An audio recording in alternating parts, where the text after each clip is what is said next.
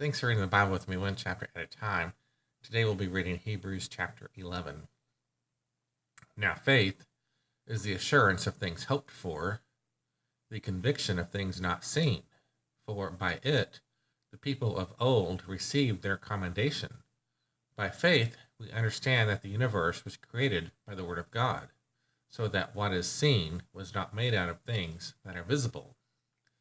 By faith, Abel offered to God a more acceptable sacrifice than Cain, through which he was commended as righteous, God commending him by accepting his gifts. And through his faith, though he died, he still speaks. By faith, Enoch was taken up so that he should not see death, and he was not found because God had taken him. Now before he was taken, he was commended as having pleased God. And without faith, it is impossible to please him. For whoever would draw near to God must believe that he exists, and that he rewards those who seek him. By faith, Noah, being warned by God concerning events as yet unseen, in reverent fear constructed an ark for the saving of his household. By this he condemned the world and became an heir of the righteousness that comes by faith. By faith, Abraham obeyed when he was called to go out to a place that he was to receive as an inheritance. And he went out not knowing where he was going. By faith, he went to live in the land of promise, as in a foreign land, living in tents with Isaac and Jacob, heirs with him of the same promise. For he was looking forward to the city that has foundations, whose designer and builder is God. By faith, Sarah herself received power to conceive, even when she was past the age, since she considered him faithful who had promised.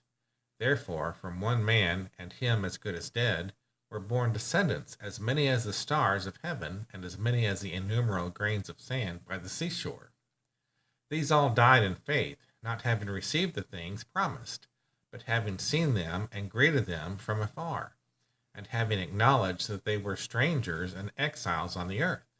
For people who speak thus make it clear that they are seeking a homeland. If they had been thinking of that land from which they had gone out, they would have had opportunity to return. But as it is, they desire a better country, that is, a heavenly one. Therefore, God is not ashamed to be called their God, for he has prepared for them a city. By faith, Abraham, when he was tested, offered up Isaac, and he who had received the promises was in the act of offering up his only son, of whom it was said, "Through Isaac shall your offspring be named." He considered that God was able even to raise him from the dead, from which, figuratively speaking, he did receive him back. By faith, Isaac invoked future blessings on Jacob and Esau. By faith, Jacob, when dying, blessed each of the sons of Joseph, bowing in worship over the head of his staff. By faith, Joseph, at the end of his life, made mention of the exodus of the Israelites, and gave directions concerning his bones. By faith, Moses, when he was born, was hidden for 3 months by his parents, because they saw that the child was beautiful, and they were not afraid of the king's edict. By faith, Moses, when he was grown up, refused to be called the son of Pharaoh's daughter, choosing rather to be mistreated with the people of God than to enjoy the fleeting pleasures of sin. He considered the reproach of Christ greater wealth than the treasures of Egypt, for he was looking to the reward. By faith he left Egypt, not being afraid of the anger of the king, for he endured as seeing him who is invisible.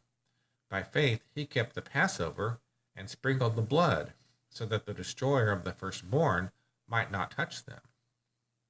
By faith the people crossed the Red Sea as on dry land, but the Egyptians, when they attempted to do the same, were drowned.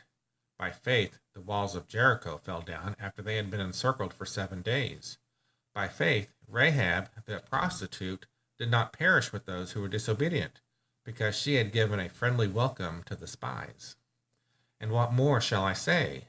For time would fail me to tell of Gideon, Barak, Samson, Jephthah, of David and Samuel and the prophets, who through faith conquered kingdoms, enforced justice, obtained promises, stopped the mouths of lions, quenched the power of fire, escaped the edge of the sword, were made strong out of weakness, became mighty in war, put foreign armies to flight.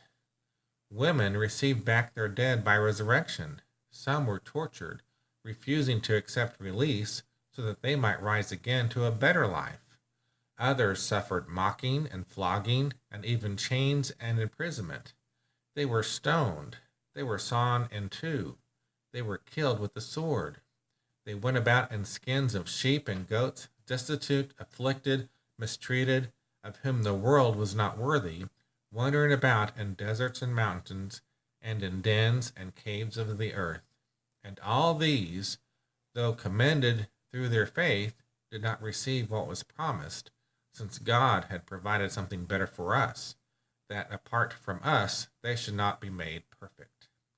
Thanks so much for reading with me the Bible one chapter at a time as we read Hebrews chapter 11. Have a great day.